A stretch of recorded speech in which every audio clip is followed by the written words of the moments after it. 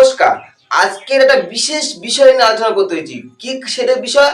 সেটা হচ্ছে বার্ষিকী কালসর্পযোগ। বার্ষিকী কালসর্পযোগ। এবার বার্ষিকী কালসর্পযোগটা কাকে বলে সেটা আলোচনা করব এবং এই যোগে কি কি ফল পান সেটাও আলোচনা করব। এই যোগ থেকে পরিত্রাণ পাওয়ার যে আপনার উপায়টাও সেটা বলব। এর আগে আমি দুটো কালসর্পযোগ আলোচনা করেছি। অনন্ত যোগ, অনন্ত কালসর্পযোগ আর হচ্ছে আপনার গুলিকা কালসর্পযোগ বা কুলিক কালসর্পযোগ। এবার আলোচনা করবো বার্ষিকী কালসর্পযোগ। যা ভিডিওটাকে স্কিপ করো না, পুরো দেখার জন্য বিশেষভাবে অনুরোধ রইল। যারা মানে আপনারা কালসর্পযোগ সম্বন্ধে জানতে দেখছেন, আশা করছি আপনারা উপকৃত হচ্ছেন, 100% উপকৃত হচ্ছেন। তাই ভিডিওটা পুরো দেখার জন্য অনুরোধ রইল, বিশেষ করে অনুরোধ রইল। আর আমি একটা জন্মছক বিচার করবো, অ্যানালাইজ করবো কিভাবে আপনার 3 নম্বর যে কালসর্পযোগটা পড়ছে সেটাও আমি অ্যানালাইজ করবো। তাই ভিডিওটা কেউ স্কিপ করো না। প্রথম বলি যে কালসর্পযোগ কোনোদিন অশুভত্ব দেয় না সবকিছুর দিক থেকে। প্রথম বারবার বলছি যে সম্পূর্ণ অশুভত্ব দেয় না, সম্পূর্ণ শুভত্ব দেয় না। অশুভত্ব যেমন আছে কোনো যোগে, তেমনি শুভত্ব আছে। তেমনি কালসর্পযোগে যেমন শুভত্ব আছে তেমনি অশুভত্ব আছে। তা আজকে আলোচনা করবো যে এই যে কালসর্পযোগের কি কি শুভত্ব পেতে পারেন আর কি কি অশুভত্ব পেয়ে আলোচনা করে। কালসর্পযোগ প্রথম বলি, এই কালসর্পযোগ যাদের জন্ম হচ্ছে সেই মানুষ কি অনেকটা কিন্তু কর্মঠ করে তোলে। কর্মঠ মানে একদম যে কর্মহীন তা না, তাকে মানে কি কর্মঠ, আপনি কাজ করুন, মানে কি বাড়ি বসে থাকবেন না, কোনো কর্মঠ সবসময় কাজ করার তারা একটা ইয়ে তৈরি করে, পরিবেশ তৈরি করে, কর্মঠ করে তোলে। আবার কি বলেন তো, এই কালসর্পযোগে যে জন্ম হয় তার মন একটা উচ্চাকাঙ্ক্ষী করে তোলে, জীবনে সবকিছু যে আমি কিছু মানে ভালো কিছু মানে পাবো, ভালো কিছু মানে কিছু করবো। এই যে মনের মধ্যে যে সবসময় উচ্চাকাঙ্ক্ষা ভাব, একমাত্র এই কালসর্পযোগে খুব দেয়। তৃতীয় নম্বর কি বলুন তো, আপনার ইকোনমিক কন্ডিশন, আর্থিক যে কন্ডিশন আগের থেকে অনেক বেটার নিয়ে যায়। ঠিক আছে, এই কালসর্পযোগে জন্ম হলে। 3 নম্বর পয়েন্ট। 4 নম্বর পয়েন্ট কি বলুন তো, আপনার নাম যশ সুনাম যথেষ্ট নিয়ে যায়। এই নাম যশ সুনাম যথেষ্ট নিয়ে যায় একমাত্র এই কালসর্পযোগে জন্ম হলে। কিন্তু এই যেমন এই যে শুভগুলো বললাম, তেমনি এই কালসর্পযোগে কিছু অশুভত্ব আছে। অশুভত্ব কি কি? প্রথম পয়েন্ট হচ্ছে কি বলতো, এই কালসর্পযোগে যার জন্ম হয় তার জীবন কিন্তু একেবারে সহজ নয়। জীবনটা অনেকটা স্ট্রাগল পূর্ণ হয়। স্ট্রাগল করে তার জীবন দাঁড়াতে হয়। দেখুন, আপনার কালসর্পযোগে যে জন্ম হয় তাহলে অবশ্যই আপনার স্ট্রাগল করতে হচ্ছে। অবশ্যই আপনার একদম সহজ সরল জীবন না। যাদের জন্মছকে কালসর্পযোগ আছে, যদি আপনার থাকে অবশ্যই কমেন্ট করে জানাতে পারেন আমার কোথায় কালসর্পযোগটা আছে। 1 নম্বর। 2য় নম্বর কি বলুন তো, আপনার মন সবসময় নেগেটিভ মাইন্ডের মধ্যে থাকবে। কোনোদিন যে আপনি সবসময় যে একটা পজিটিভ চিন্তা করতে যাবেন, কিন্তু সবসময় কোথাও যেন আপনার মনের মধ্যে কোনো কিছু নেগেটিভ চিন্তা চলে আসবে। কোনো না কোনো দিক থেকে নেগেটিভ চিন্তা আপনার মধ্যে চলে আসছে এই কালসর্পযোগে যদি জন্ম হয়। 2 নম্বর পয়েন্ট।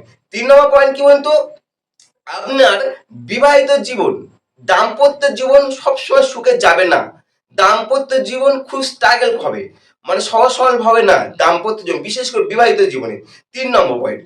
4 নম্বর পয়েন্ট কি বলুন তো, রিলেটিভসদের মধ্যে যে আপনার যে রিলেটিভস আছে, ঠিক আছে, সেই রিলেটিভসদের সঙ্গে একটা দূরত্ব তৈরি হতে পারে।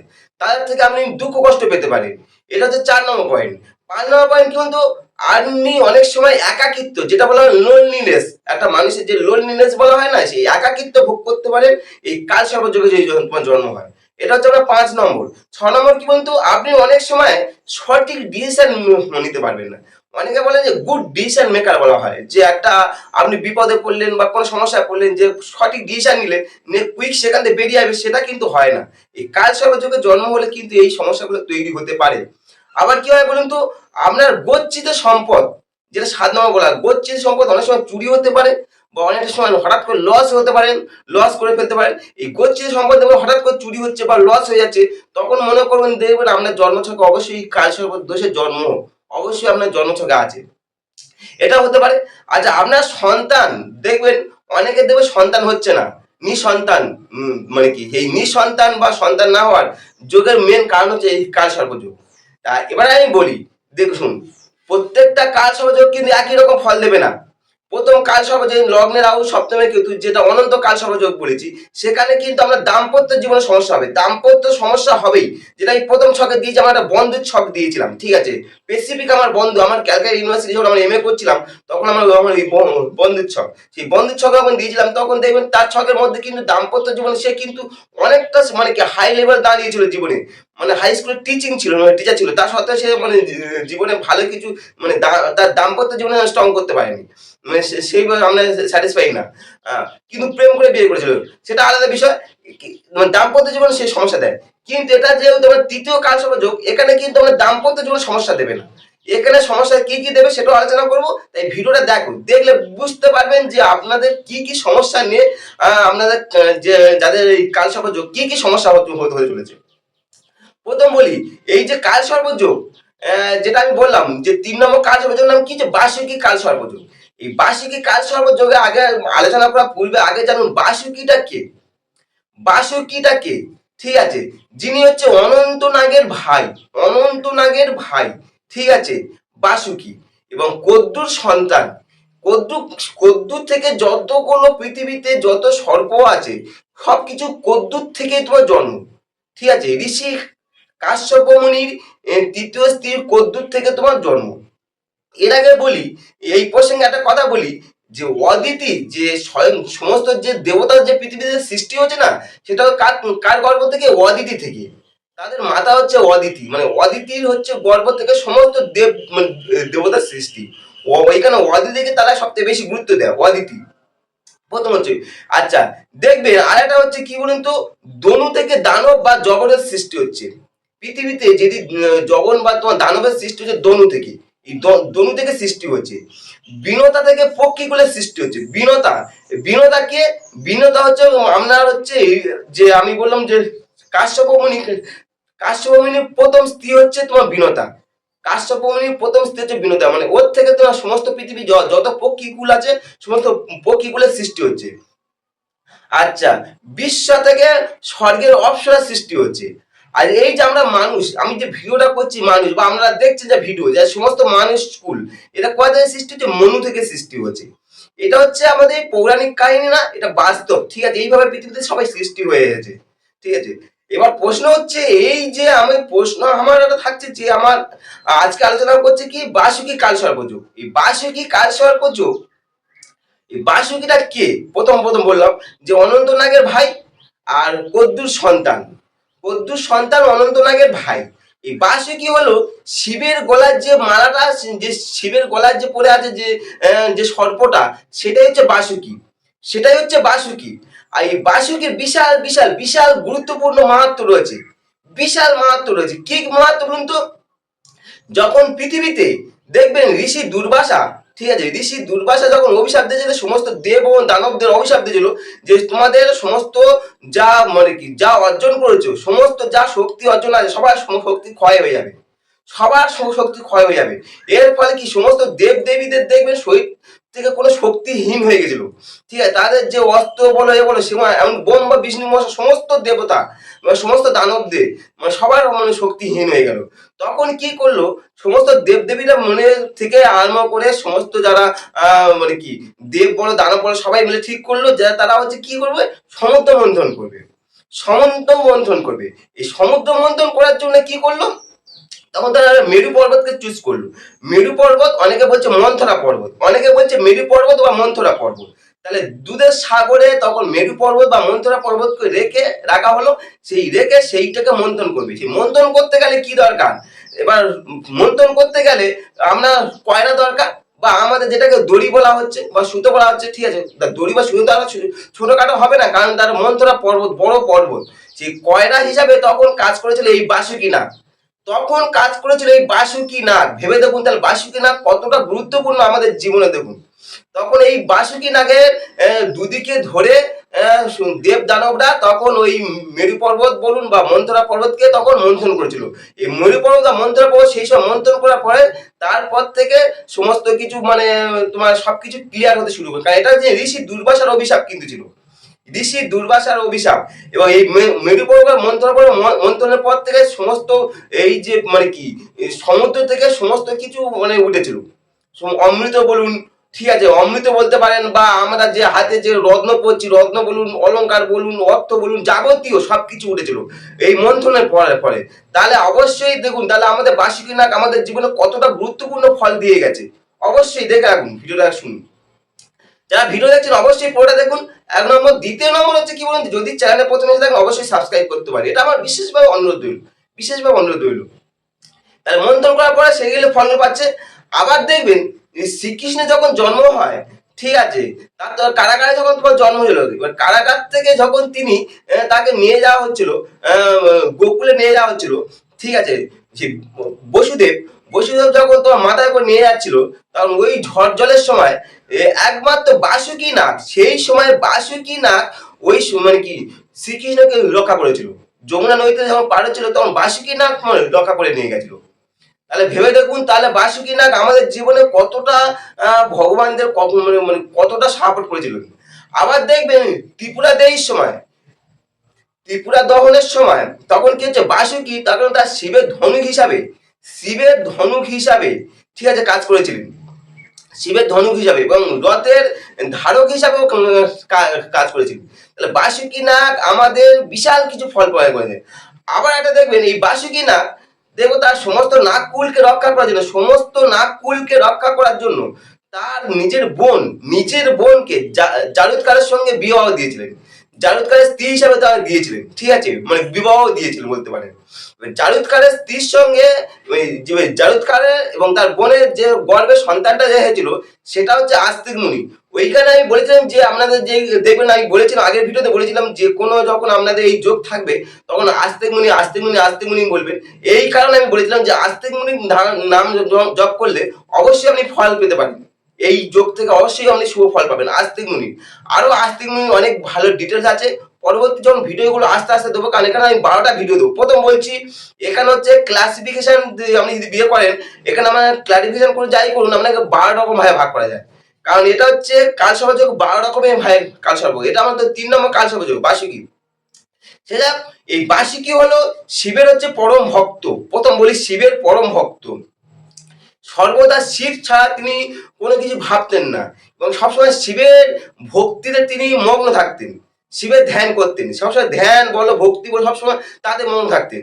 এবার শিব এতে মানে কি শিব তখন সন্তুষ্ট হয়, শিব সন্তুষ্ট হয়ে তিনি গোলায় ভূষণের মধ্যে তিনি তাকে জড়িয়ে নেন, ঠিক আছে, নিজের গোলায় তখন ধারণ করেন। কারণ যেহেতু তার ভক্ত তো মানে কি ভক্তের কাছে ভগবান, ভগবানের কাছে ভক্ত নয়, ভক্তের কাছে ভগবান, ভক্তের ডাকে ভগবান সাড়া দেয় নিয়ম তো, সেই হিসাবে তিনি ভক্তের ডাকে সাড়া দিয়ে তিনি তার গলার মধ্যে ধারণ করে নেন। মানে এতটা আমাদের এই বাসুকি নাগ আমাদের জীবনে এতটা উপকার করে গেছে। কথিত আছে যে অর্জুনের সময় পর্যন্ত এই বাসুকি নাগ পৃথিবীতে উপস্থিত ছিল, কথিত আছে, ঠিক আছে। সে যাই হোক, এটা তো আমাদের বিষয় না। তা আমার প্রশ্ন হচ্ছে এই যে বাসুকি নাগের আপনার জন্মটা হলো কেন, স্পেসিফিক হচ্ছে আপনার এই বার্ষিকী কালসর্পের যুগে জন্ম হলো কেন, আমি একটা ছক অ্যানালাইজ করব, ঠিক আছে, অবশ্যই। প্রথম বলি আপনি গত জন্মে, প্রথম বলেছি আমরা পূর্ব জন্মের কর্মফল হচ্ছে এই জন্য ভোগ করতে হয়, স্বয়ং আমি হই আপনি হোক ভগবান হোক যেই হোক, ঠিক আছে, পশু পক্ষী সবাই পৃথিবীতে আপনার কর্মফল আপনাকে ভোগ করতে হবে, আপনার কর্মফল কেউ ভোগ করবে না, ঠিক আছে, কেউ না আপনার কর্মফল আপনাকে ভোগ করতে হবে। তার পূর্ব জন্মে আপনি শ্রাবণ মাসে, স্পেসিফিক শ্রাবণ মাসে কেন বললাম, সর্পদের জন্ম মাস হচ্ছে শ্রাবণ মাস হচ্ছে সর্পদের জন্ম মাস। এই শ্রাবণ মাসে আপনি গত জন্মে মানে বিগত জন্মে, ঠিক আছে, পূর্ব জন্মে শ্রাবণ মাসে কোন সাপকে হত্যা করেছেন। কিভাবে? আপনি খুব সাহসী দেখিয়েছেন নিজেকে, খুব সাহসী পরাক্রমশালী, যে আমি শ্রেষ্ঠ, ঠিক আছে, আমি আমার পাড়ার মধ্যে শ্রেষ্ঠ, গ্রামের মধ্যে শ্রেষ্ঠ বলে কোন পাড়ায়, ঠিক আছে, নিজেকে সর্বশ্রেষ্ঠ মনে করে কোন সর্পকে হত্যা করেছে। স্পেসিফিক শ্রাবণ মাসটা হচ্ছে সাপেদের জন্ম মাস, এই মাস থেকে আপনি যখন কোনো সর্পকে হত্যা করেছেন অবশ্যই 100% আপনি অবশ্যই আপনার আগের জন্মে সর্পকে হত্যা করেছেন নিজেকে সর্বশ্রেষ্ঠ মনে করে, ওই কারণে আমরা জন্ম হচ্ছে বাসুকি কাল সর্পযোগ, যার জন্য জন্ম হচ্ছে বাসুকি কাল সর্পযোগ। এবার আমি আলোচনা করি যে বাসুকি কাল সর্পযোগের একটা ছক দিয়েছি, ছকটা অ্যানালাইজ করব, ঠিক আছে, অবশ্যই অ্যানালাইজ করব। দেখুন একটা ছক দিয়েছি, জন্ম হচ্ছে 17/1/1988, 7:55 AM বারাসাতে জন্ম, এই ব্যক্তিরা জন্ম বারাসাতে, 7:55 জন্ম, 17/1/1988। এর লগ্ন হচ্ছে মকর, রাশি হচ্ছে ধনু, মকর লগ্ন রাশি ধনু, মকর লগ্নে 29°6', ঠিক তার আর 20 মিনিটের মধ্যে ঘর শিফট করবে কুম্ভ রাশিতে, তখন আর এই বাসুকি থাকলো না। যখন এই ঘরটা লগ্ন যখন শিফট করবে তখন আর বাসুকি থাকবে না, তখন তখন তখন এরকম কুলিকা হয়ে যাবে। তখন এই ছকটা তখন জন্মছকটা কুলিকা হয়ে যাবে, তখন কুলিকা কাল সর্বযোগ হয়ে যাবে। এই লগ্নের সাপেক্ষে রাহু তৃতীয়, নবমে কেতু। আচ্ছা, রাহুর ডিগ্রি হচ্ছে 2°37', কেতুর 2°37', বৃহস্পতি 27°52', শুক্রের হচ্ছে 8°4', বুধের ডিগ্রি হচ্ছে 17°33', রবির ডিগ্রি হচ্ছে 2°30'।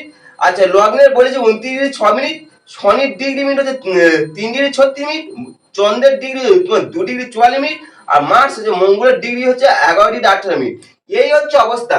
মানে এর ঠিক যদি 15-20 মিনিট পরে জন্ম হয়, তাহলে 29°6', মানে একদম লাস্ট স্টেজ আছে 7:55। 7:55 হয় যদি 8:10 বা 15 হয়, তখন এই লগ্ন শিফট করবে। তখন লগ্ন শিফট হলে সঙ্গে সঙ্গে এই যোগে জন্ম হবে না, এই জাতকে এই যোগে জন্ম হবে না। এই যোগে জন্ম হওয়ার কারণ হচ্ছে এর হচ্ছে লগ্নের সাপেক্ষে তৃতীয় রাহু, নবমে কেতু, বাকি সমস্ত গুলো একটা সাইডে রয়েছে। তাই হচ্ছে এই হচ্ছে বার্ষিকী কালসর্পের যোগে জন্ম হয়েছে। তাই এই ব্যক্তিরা বার্ষিকী কালসর্পের যোগে জন্ম। এই বার্ষিকী এই লগ্নে থেকে তৃতীয় রাহু আর দ্বাদশ এই যে নবমে কেতু, এর ফলে কি হয় বলুন তো? প্রথম হচ্ছে এই যে যোগে যার জন্ম হচ্ছে, এই যে যোগে যার জন্ম হচ্ছে, যার আমার আপনার হোক, শুধু একটা ছক দিয়েছি, এই ছকটা যদি এরকম না হয়ে, ঠিক আছে, ছকটা যদি ঠিক পোর্শনটা এরকম না হয়ে, আপনার এটা আমি একটা ছক দিলাম, যদি আর ছকটা যদি এরকম যদি হতো, ঠিক আছে, এখানে রাহু, এখানে কেতু, আচ্ছা, এখানে যদি আমরা লগ্ন হতো 3 4 5, এবার বাকি সমস্ত গ্রহগুলো যদি এরকম সাইড থাকতো, বাকি সমস্ত গ্রহগুলো যদি এরকম থাকতো, তাও আপনার আপনার ইয়ে হতো, তাও আপনার কাল সর্বযোগ, 3 নম্বর কাল সর্বযোগের জন্ম হতো, মানে অর্থাৎ কি বার্ষিক কাল সর্বযোগের জন্ম হতো। তাহলে লগ্নের থেকে তৃতীয় রাহু, নবমে কেতু হলে কাল সর্বযোগ, তৃতীয় কাল সর্বযোগ। যাই হোক, এটা হচ্ছে এই যদি কাল সর্বযোগে জন্ম হয়, অবশ্যই আপনাকে বুদ্ধি বিভ্রষ্ট করে তুলতে পারে, বুদ্ধিকে বিভ্রষ্ট করে তুলবে, ঠিক আছে, এই কাল সর্বযোগের জন্ম যদি জন্ম হয়, তৃতীয় কাল সর্বযোগের জন্য যদি জন্ম হয়।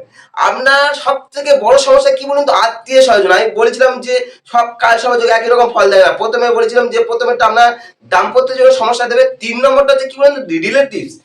রিলেটিভদের সঙ্গে আপনার সম্পর্ক দূরত্ব তৈরি হবে, এবং ওখান থেকে আপনি প্রচুর দুঃখ কষ্ট পেয়ে থাকবেন, প্রচুর দুঃখ কষ্ট ওখান থেকে। রিলেটিভদের থেকে আপনি প্রচুর সবসময় দুঃখ কষ্ট বাধা বিঘ্ন সবকিছু পেয়ে থাকবেন রিলেটিভদের থেকে।